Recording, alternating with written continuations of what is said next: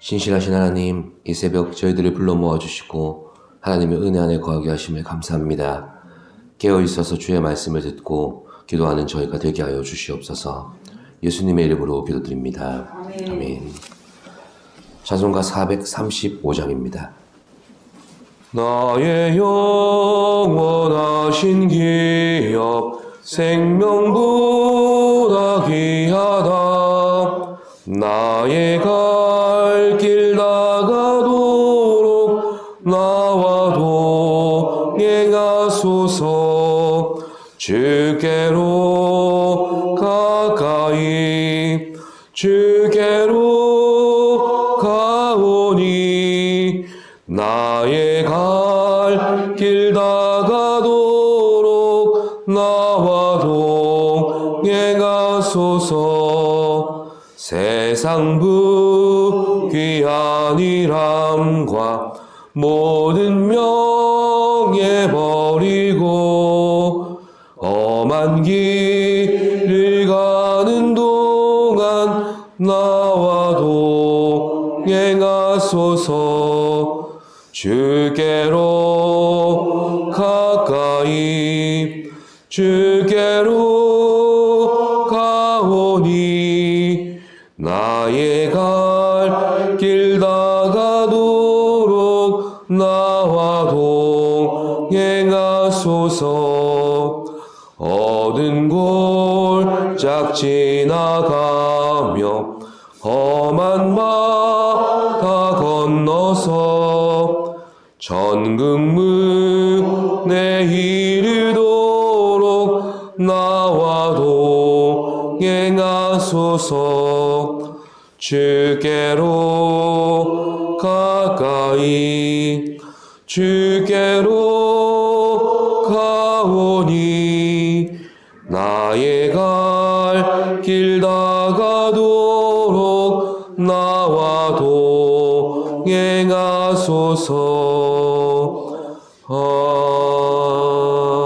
아멘. 이 새벽 우리에게 주시는 말씀은 호세아서 12장 7절로부터 9절까지의 말씀입니다. 합독하시겠습니다.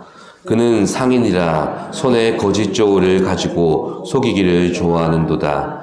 에브라임이 말하기를 나는 실로 부자라. 내가 재물을 얻었는데 내가 수고한 모든 것 중에서 죄라 할 만한 불의를 내게서 찾아낼 자 없으리라 하거니와 내가 애굽 땅에 있을 때부터 나는 내 하나님 여호와니라. 내가 너로 다시 장막에 거주하게 하기를 명절날에 하는 것 같게 하리라. 아멘. 지난 시간에는 하나님께서 범죄한 이스라엘에게 그들의 조상 야곱이 행했던 길을 보여주시며 그러한 야곱도 빚어내신 하나님이시라고 말씀하셨습니다. 그리고 야곱을 변화시킨 분이 만군의 하나님 여호와이심을 알려주셨습니다.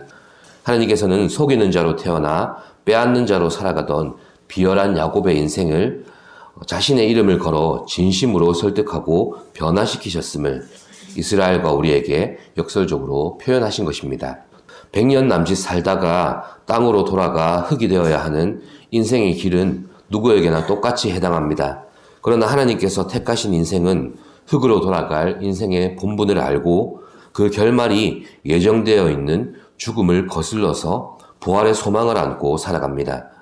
하나님의 손에 붙들린 자의 인생의 길은 결국 하나님께서 놓지도 버리지도 않으심으로 끝내 빚어내시는 성화의 길로 들어서게 되는 것입니다. 오늘 본문은 야곱의 유전자를 고스란히 물려받은 이스라엘의 죄악을 조명하십니다. 7절 말씀이 이렇게 시작되는데 그들은 손에 거짓 저울을 가지고 사람들을 속이는 상인과 같다고 비유하고 계십니다. 이스라엘의 부정한 상인들은 크기는 비슷하지만 서로 무게가 다른 무게추를 주머니 속에 몇 개씩 가지고 있었다고 합니다. 그들의 호객 행위에 시선을 빼앗긴 손님들에게 그 저울추를 가지고 등을 쳤던 것입니다. 오늘 12장 초반부에서부터 이어진 오늘 본문은 이것이 바로 여전히 야곱의 빌로 행하는 이스라엘의 모습이라는 것을 보여주고 있습니다. 그런데 그들의 대답은 우리는 불의한 방법으로 재물을 모은 적이 결단코 없습니다. 내가 수고하고 내가 노력한 결과입니다. 이렇게 8절에서 답변하고 있습니다. 그렇다면 이들의 답변이 변명이라는 사실을 우리가 어떻게 증명해낼 수가 있겠습니까? 이스라엘에게 있어 여호와 이레는 그들이 신앙적으로 삶을 대하고 또 현실을 받아들이게 하는 중요한 사상입니다.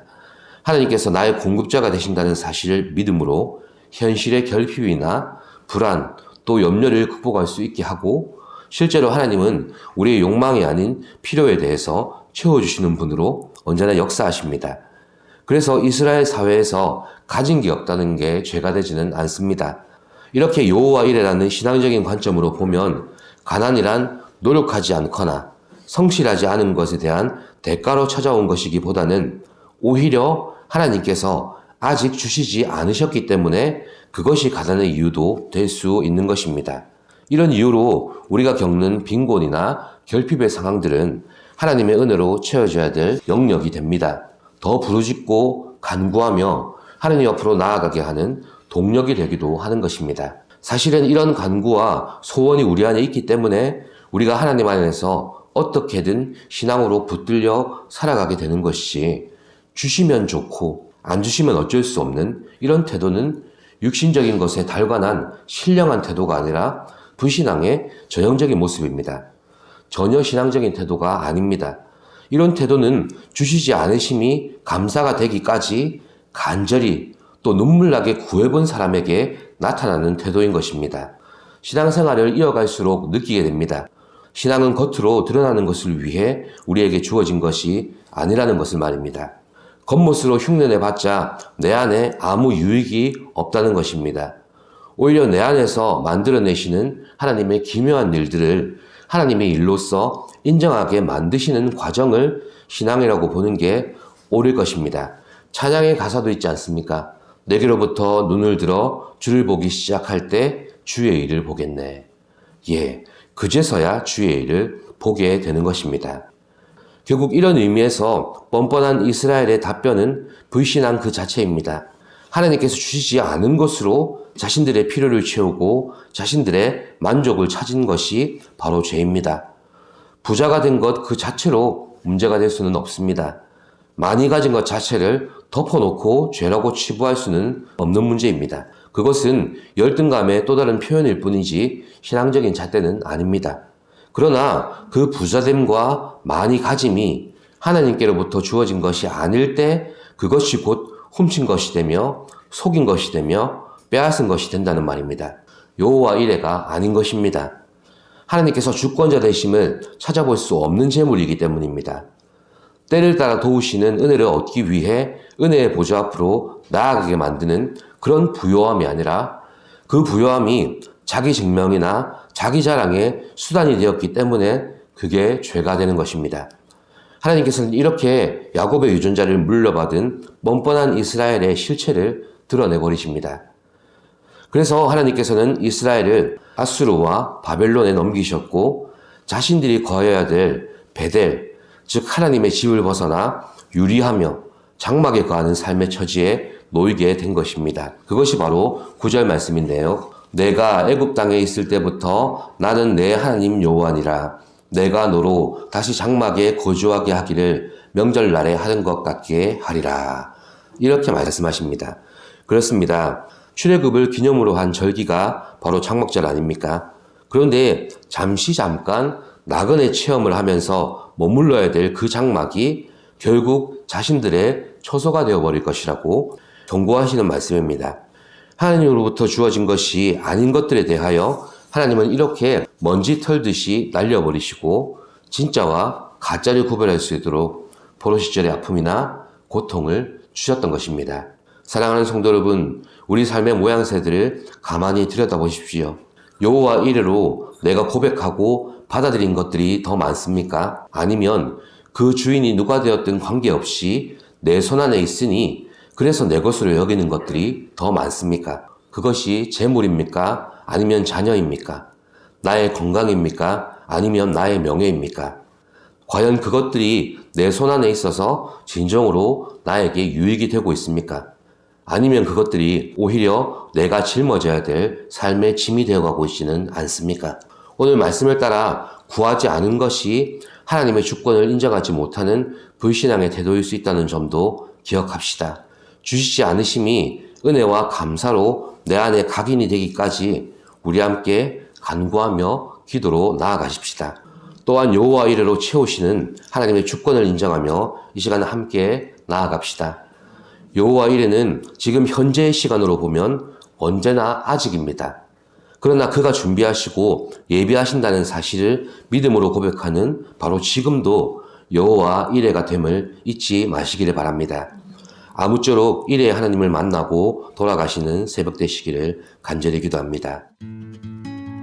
살아계신 하나님, 우리는 많이 가지고 또한 많은 것을 소유하고 살아가는 것이 부유한 삶이라고 생각합니다. 나의 노력의 결과물로 그것을 자랑하기를 원하는 우리의 교만함이 우리 안에 있음을 용서하여 주시옵소서. 하나님께서 때를 따라 도우시는 은혜로 베푸신 많은 것들을 누리지 못한 채로 우리의 힘으로 살아가는 인생이 아닌지 다시금 돌아보게 하옵시고, 여호와 이레의 하나님을 바라보며 언제나 베푸시는 그 하나님의 손길을 의지하며 간구하고 기도하는 저희가 되게 하여 주시옵소서. 예수님의 이름으로 기도드립니다. 아멘. 하늘에 계신 우리 아버지, 아버지의 이름을 거룩하게 하시며 아버지의 나라가 오게 하시며 아버지의 뜻이 하늘에서와 같이 땅에서도 이루어지게 하소서. 오늘 우리에게 일용할 양식을 주시고 우리가 우리에게 잘못한 사람을 용서하여 준 것 같이 우리 죄를 용서하여 주시고 우리를 시험에 빠지지 않게 하시고 악에서 구하소서. 나라와 권능과 영광이 영원히 아버지의 것입니다. 아멘.